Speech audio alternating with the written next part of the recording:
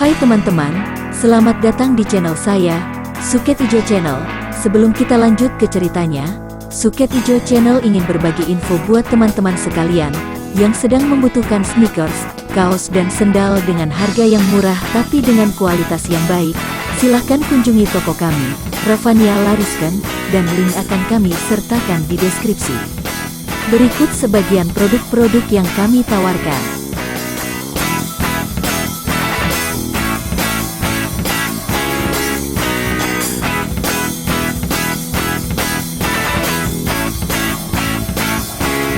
Oke, kalau gitu mari kita lanjut ke ceritanya lagi. Suling Emas, serial Bukek Xiansu, bagian ke-10. Namun sikapnya yang gagah dan keras, wajahnya yang membayangkan kejantanan, telah menggerakkan hati Lucian sehingga ketika dalam perjalanan ini ia mendengar disebutnya nama Kam Si-ek, sekaligus bangkit hasrat hatinya untuk menemuinya dan mempelajari keadaannya, kalau perlu mencoba kepandaiannya. Melihat bendera tanda pangkat jenderal di depan sebuah di antara 4 gedung, hati Lucian berdebar. Ia menyelinap ke belakang gedung ini, kemudian menggerakkan tubuhnya melayang naik ke atas genteng sebelah belakang, dan dengan hati-hati ia merayap di atas genteng menuju ke bagian tengah. Ketika ia melihat sinar api penerangan yang besar dan mendengar suara orang, ia membuka genteng dan mengintai ke bawah. Betapa girang hatinya ketika ia melihat orang yang dicari-carinya, yaitu Kam Si-ek sendiri, berada di dalam sebuah ruangan besar di bawahnya. Biarpun seorang jenderal, Kam Si-ek ternyata berpakaian biasa, mungkin karena tidak sedang dinas. Pakaiannya serba biru dan rambutnya digelung ke atas, diikat sutera kuning. Tubuhnya yang tegap itu kelihatan gagah dan penuh tenaga. Ia duduk menghadapi meja besar yang penuh hidangan. Yang membuat hati Lucian kaget dan tak senang adalah ketika ia melihat 3 orang gadis cantik yang pernah dilihatnya. Kini 3 orang gadis itu mengenakan pakaian yang lebih mewah lagi, biarpun warna pakaiannya tetap sama, yaitu yang pertama serba merah, yang kedua serba kuning dan yang ketiga serba hijau. Rambut mereka digelung rapi dan dihias emas permata mahal. Muka mereka dilapisi bedak, bibir dan pipi ditambah warna merah dan bau minyak wangi mereka sampai tercium oleh Lucian yang mendekam di atas genteng. Pada saat itu, dengan sikap gagah dan suara tegas, Kam Si-ek berkata, "Tidak bisa, Xiao, aku bukanlah seorang pengkhianat. Sejak dahulu, nenek moyangku adalah orang-orang yang menjunjung tinggi kegagahan, yang rela mengorbankan nyawa untuk negara dan bangsa, yang menduduki kedudukan tinggi di dalam keprajuritan tanpa pamrih untuk pribadinya, melainkan semata untuk berbakti kepada negara dan bangsa. Kedatangan Samui Lihiap, pendekar wanita bertiga, saya terima dengan penuh kehormatan. Akan tetapi kalau Samui mengajak Xiao sekongkol dengan Cubun, terpaksa saya menolak keras." Dengan suara manis sekali si pakaian merah yang tertua di antara mereka bertiga, berkata halus, "Kami bertiga enci adik sudah cukup mengenal kegagahan dan kesetiaan keluarga Kam. Kami mana berani membujuk Goan Sui, jenderal, untuk bersekongkol dengan pengkhianat atau pemberontak? Akan tetapi, bukankah bekas gubernur Cubun kini telah menjadi raja dari kerajaan Liang yang sudah berdiri belasan tahun lamanya? Kini terjadi perebutan kekuasaan, dan raja tidak dapat membiarkan mereka yang memisahkan diri, tidak mau tunduk kepada kekuasaan kerajaan baru, yaitu kerajaan Liang yang menggantikan kerajaan Tang. Karena itu, kami mengajak kepada Goan Sui untuk berjuang bersama, menghalau para pemberontak, terutama sekali bangsa buas dari luar yang hendak menggunakan kesempatan ini untuk mengganas." "Maaf," Xiao Te terpaksa membantah. Memang benar bahwa Gubernur Cubun berhasil menumbangkan kerajaan Tang belasan tahun lalu. Akan tetapi, berhasil atau tidaknya sebuah kerajaan baru tergantung daripada dukungan rakyat. Dan untuk mendapat dukungan rakyat, terutama sekali, rakyat harus diberi kehidupan yang tentram, penghasilan yang wajar dan sumber hidup yang layak. Akan tetapi apakah buktinya? Rakyat menjadi korban selalu. Di mana-mana timbul kejahatan, perebutan kekuasaan, kehidupan rakyat tidak aman, masih ditekan pajak, diperas oleh lintah-lintah darat yang berupa raja-raja kecil di dusun-dusun, masih diganggu oleh para tentara kerajaan yang buas melebihi perampok. Buktinya Samui dapat melihat betapa banyaknya penduduk dusun mengungsi, bingung mencari tempat aman sehingga di dalam benteng ini saja kami terpaksa menampung 100 orang lebih pengungsi. Bukankah ini sudah membuktikan bahwa kerajaan Liang tidak didukung rakyat? Dan selama pemerintahan tidak mendapat dukungan rakyat, saya yakin takkan berhasil dan lekas runtuhlah pemerintahan itu. Muka jenderal muda itu menjadi merah, bicaranya penuh semangat dan wajahnya yang tampan gagah itu mengeluarkan wibawa seperti seekor harimau yang menakutkan. Kam Goansue yang perkasa, kata nona kedua yang berpakaian kuning. Bolehkah saya bertanya, Goansue ini sebetulnya mengabdi kepada siapakah? Dahulu keluarga Goansue mengabdi kepada Kaisar Tang yang terakhir. Setelah Kaisar jatuh, Goansue mengabdi kepada siapa? Kalau Goansue tidak mengakui kekuasaan Raja Liang, apakah Goansue mengabdi kepada Gubernur Li? Kam Siek kini berdiri dari bangkunya. Tubuhnya yang tinggi tegap itu seakan-akan makin besar. Ia mengepal tinjunya dan berkata, "Aku hanya mengabdi kepada tanah air dan bangsa. Siapa saja yang mengganggu rakyatku, akan kulawan.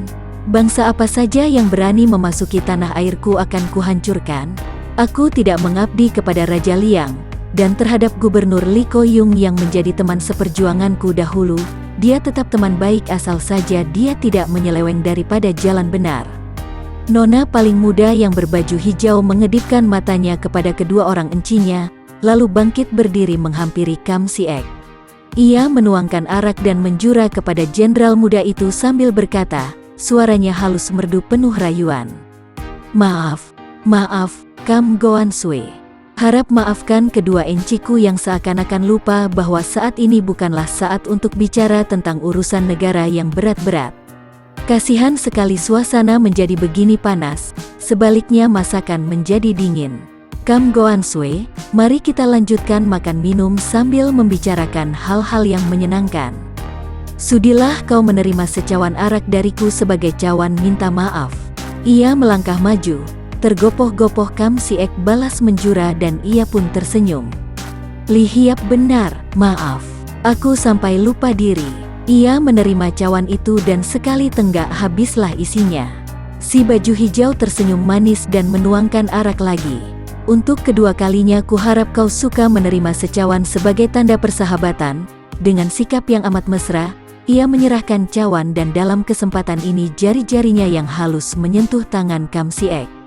Pemuda itu kelihatan bingung dan kikuk, alisnya yang berbentuk golok dan hitam itu bergerak-gerak. Agaknya ia ragu-ragu bagaimana harus menghadapi wanita yang tiba-tiba berubah sikap ini. Cukup, katanya dan merenggut cawan arak itu agar tidak terlalu lama tangannya terpegang jari-jari halus mungil. Ah, Kam Goansue, masa tidak mau menerima penghormatanku? Si baju hijau berkata manja dan berdiri makin mendekat sehingga sebagian tubuhnya merapat, dadanya sengaja menyentuh lengan kiri Kam Siek. Hampir saja pemuda ini meloncat pergi, akan tetapi sebagai tuan rumah ia masih mempertahankan diri. Hanya mengisar kaki menjauhi lalu berkata, baiklah, kehormatan yang diberikan Li Hiap ku terima. Ia minum lagi arak dari cawannya. Akan tetapi alangkah terkejut dan kikuknya ketika ia melihat nona muda cantik berpakaian hijau ini tidak kembali ke bangkunya di seberang, melainkan menyeret sebuah bangku dan duduk di sampingnya. Ini dilakukan sambil tersenyum-senyum, matanya mengerling tajam penuh arti. Daripada berdebat yang bukan-bukan, yang sebetulnya tidak ada artinya sama sekali, bukankah lebih baik kita berteman? Kam Goansue, kami sudah lama mendengar nama besarmu, sudah lama mengagumi jenderal muda Kam Siek yang gagah perkasa dan menjadi idaman setiap orang wanita di Provinsi Shanxi. Kami bertiga enci adik tidak mempunyai niat buruk terhadap jenderal, melainkan hendak membantu usahamu, hendak menyerahkan jiwa raga mengabdi kepadamu, Kam Goansue. Sambil berkata demikian, dengan lagak genit si baju hijau ini menggeser bangkunya sampai mepet dengan bangku Kam Siek. Si baju merah dan kuning segera tertawa-tawa dan mengitari meja, menarik bangku dan mengisi cawan arak. Betul sekali kata adikku yang bungsu. Kam Goansue, kami menyerahkan jiwa raga asal kau suka kami temani, kata yang tertua sambil menyerahkan secawan arak dan tangan kirinya memegang pundak pemuda tampan itu. Percayalah, kami bertiga sanggup mengangkatmu menjadi yang dipertuan di daerah ini, kata si baju kuning yang memeluk leher Kam Siek dari belakang. Dirayu dan dikeroyok 3 orang gadis-gadis cantik yang berbau harum ini, sejenak Kam Siek tertegun saking kaget dan herannya. Kemudian ia serentak bangkit dari bangkunya, melangkah mundur 3 tindak, mukanya merah sekali dan ia berkata, suaranya keren. Samui ini apa maksudnya bersikap seperti ini? Maksud kami sudah jelas, masa Goan Sue tidak tahu? Sudah lama kami kagum, dan sekarang begitu berjumpa kami jatuh cinta. Apakah kau tidak menghargai perasaan suci kami ini? Kata si baju merah tanpa malu-malu lagi. Kam Goan Sue, ribuan orang pemuda tergila-gila kepada kami dan semua kami tolak. Sekarang melihatmu, kami bertiga sekaligus jatuh hati. Bukankah ini jodoh yang baik sekali, kata si baju kuning. Dengan kepandaian kami bertiga digabung kepandaianmu, apa sukarnya merampas kedudukan raja di waktu orang pandai sedang memperebutkan kekuasaan ini?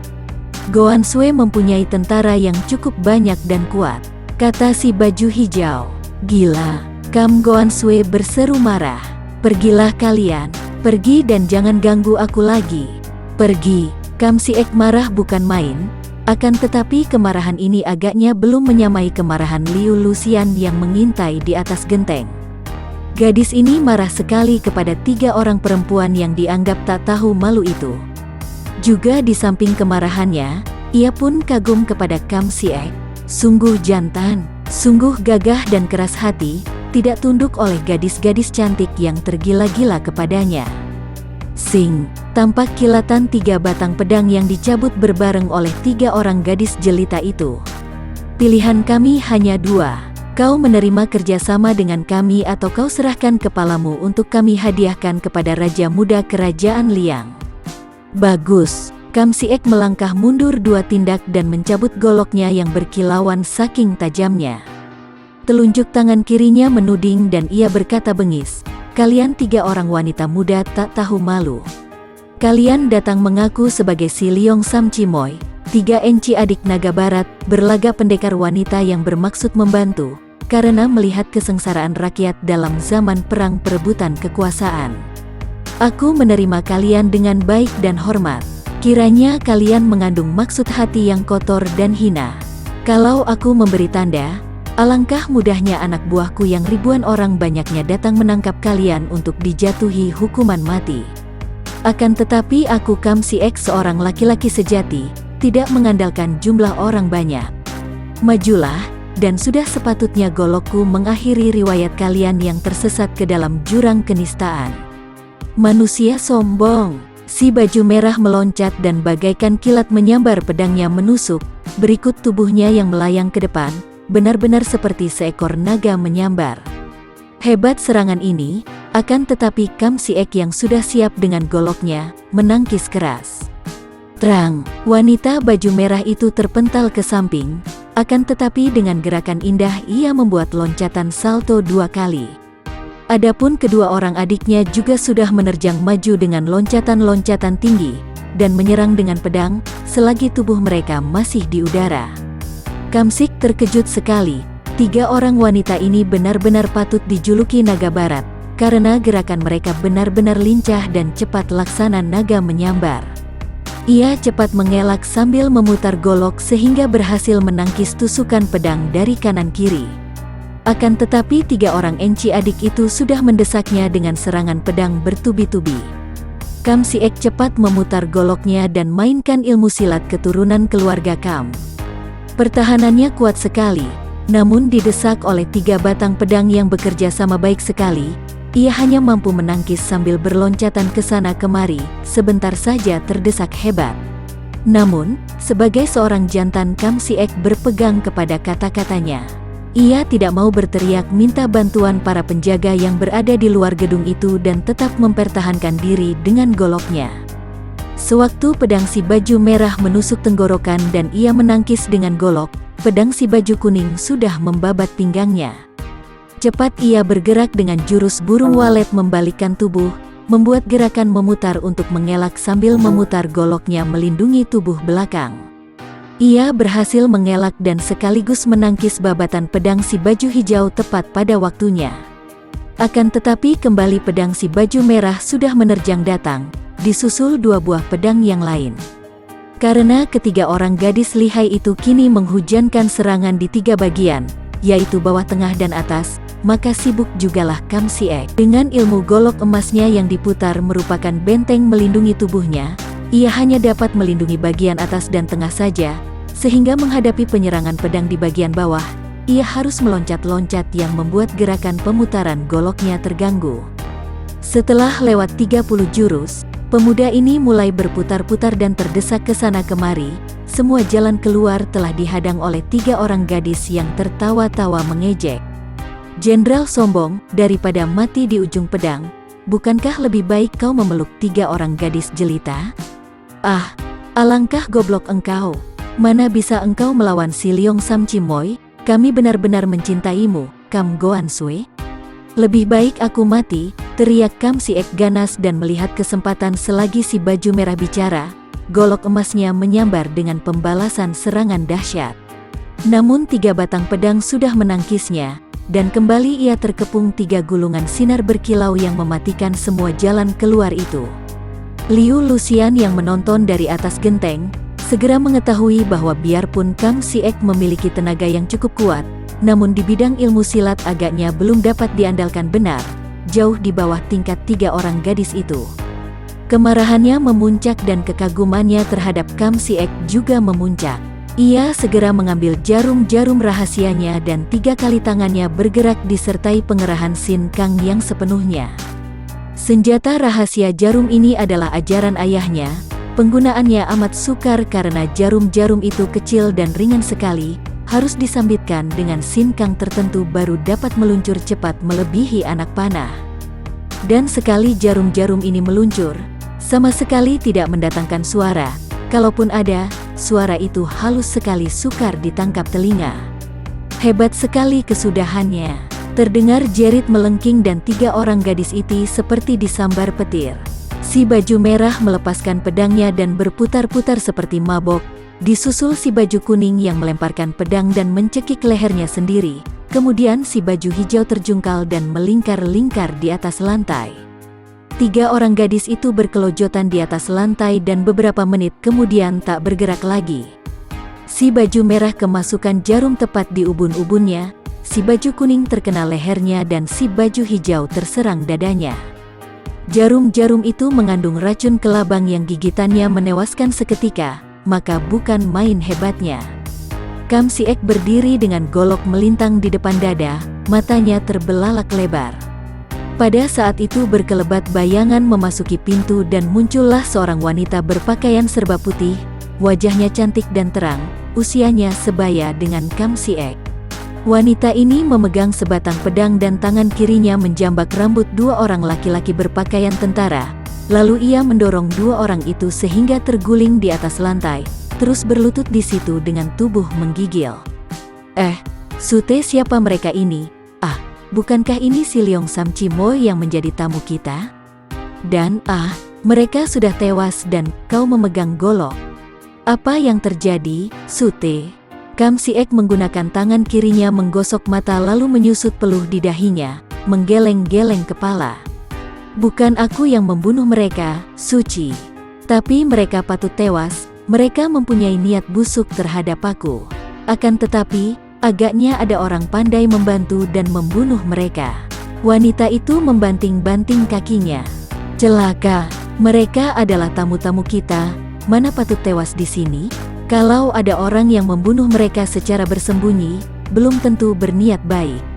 Kita harus cari dia untuk mempertanggungjawabkan perbuatannya. Wanita baju putih itu meloncat keluar lagi. Nanti dulu, Suci. Dua orang ini, ada apakah? Sialan benar. Dia dan 5 orang lain melakukan pemerasan kepada beberapa orang pengungsi, malah mengganggu wanita. Yang 5 kulukai, yang 2 ini pemimpinnya. Kubawa ke sini untuk kau adili. Jahanam, Kam Siek menggerakkan kakinya menendang dan 2 orang yang sial itu terlempar, kepala mereka membentur tembok, pecah dan tewas seketika. Beginilah watak Kam Si-ek yang benci akan penyelewengan-penyelewengan. Akan tetapi kakak seperguruannya, wanita baju putih itu sudah meloncat pergi keluar untuk mencari pembunuh si Leong Sam Chimoy. Kam Si-ek juga cepat lari keluar setelah menyambar Gendewa dan anak panahnya. Dalam ilmu silat boleh jadi dia kurang pandai, akan tetapi ilmu panahnya terkenal di seluruh Shanxi, di samping ilmunya mengatur siasat perang dan ilmu menunggang kuda. Ketika Kam Si-ek tiba di luar gedung, ia melihat para penjaga sudah ribut-ribut memandang ke atas. Ketika ia berdongak, ia melihat bahwa sucinya telah bertanding pedang dengan hebatnya melawan seorang gadis yang gerakannya lincah sekali. Bulan malam itu menerangi jagat, akan tetapi dari bawah ia tidak dapat melihat siapa adanya gadis yang bertanding melawan enci seperguruannya itu. "Goblok!" terdengar wanita itu memaki, suaranya nyaring dan merdu, melengking menembus kesunyian malam. "Beginikah kalian membalas pertolongan orang? Kau harus menyerah, tak boleh sembarangan membunuh orang di tempat kami," jawab sucinya dengan suaranya yang tegas. Pada saat itu, entah mengapa, tiba-tiba sucinya kehilangan keseimbangan tubuhnya, terhuyung di atas genteng dan sesosok bayangan yang bergerak seperti terbang telah menyambar tubuh wanita itu. Lucian kaget melihat lawannya wanita baju putih itu tiba-tiba menghentikan penyerangannya dan terhuyung, kemudian ia lebih kaget lagi ketika tubuhnya tiba-tiba menjadi lemas dan tahu-tahu ia telah disambar orang dan dipanggul pergi. Ketika melihat bahwa yang memanggulnya adalah Kui Seng, ia meronta-ronta, namun tidak berhasil melepaskan diri. Ingin ia menusukkan pedangnya pada punggung pemuda ini, namun totokan tadi membuat tubuhnya terlalu lemas. Kam Si-ek sudah sejak tadi merasa berhutang budi kepada wanita yang ternyata telah menolongnya. Kalau tidak segera tertolong, rasanya ia takkan mampu menangkan si Leong Sam Chimoy. Tadinya ia sudah hendak meloncat naik mencegah sucinya menyerang wanita itu. Sekarang melihat seorang laki-laki muda berpakaian pelajar memondong wanita itu, ia menyangka bahwa tentulah pemuda itu seorang jahat. Cepat ia memberi aba-aba untuk menyerang pemuda itu dengan anak panah, sedangkan ia sendiri pun lalu mementang gendawanya. Akan tetapi pemuda itu hanya menengok sambil tersenyum. Wajah yang tampan itu tersinar bulan dan hatinya Kam Si-ek tercengang. Pemuda itu tampan bukan main dan senyumnya manis sekali. Tentu sebangsa Jai Huacet, penjahat cabul, yang hendak melarikan gadis dengan maksud kotor dan rendah. Lihat panah bentaknya dan sekali gendawanya menjepret, 5 batang anak panah menyambar ke arah tubuh belakang Kui Seng. "Bagus!" Kui Seng yang masih menengok itu tersenyum lebar dan memuji, karena kepandaian melepas panah itu benar-benar hebat. 5 anak panah itu menuju ke 5 bagian jalan darah di punggung dan kakinya, dan dengan kecepatan yang luar biasa. Cepat tangan kirinya mencabut kipasnya dan ia harus mengerahkan elwekangnya untuk mengebut dan meruntuhkan anak-anak panah itu. Akan tetapi kini para prajurit panah sudah pula ikut melepaskan anak panah, sedangkan Kam Si-ek dengan kecepatan luar biasa sudah pula menghujankan anak panahnya. Terpaksa Kui Seng kembali mengebut sambil mengerahkan sinkangnya, kemudian sekali berkelebat tubuhnya sudah meloncat jauh, kemudian berlari cepat setelah tubuhnya melayang turun, dan sekali ia menggerakkan kakinya, ia telah meloncat ke atas tembok benteng. Hujan anak panah lagi dari kanan kiri, namun pelepasan anak panah oleh para prajurit itu tentu saja tidak begitu dihiraukan oleh Kui Seng. Sekali kipasnya mengebut, angin kebutannya sudah membuat semua anak panah menyeleweng arahnya atau runtuh ke bawah. Kemudian ia meloncat keluar tembok dan lenyap. "Suci, di mana kau?" Kam Si-ek berseru, akan tetapi ia tidak melihat kakak seperguruannya itu. Bagi teman-teman yang menyukai video ini, silahkan subscribe, share, and like. Jangan lupa nyalakan bunyi loncengnya untuk mendapatkan video-video terbaru dari kami, agar kami terus bersemangat dalam membuat video-video yang menarik. Mohon maaf kalau masih banyak kesalahan di sana-sini.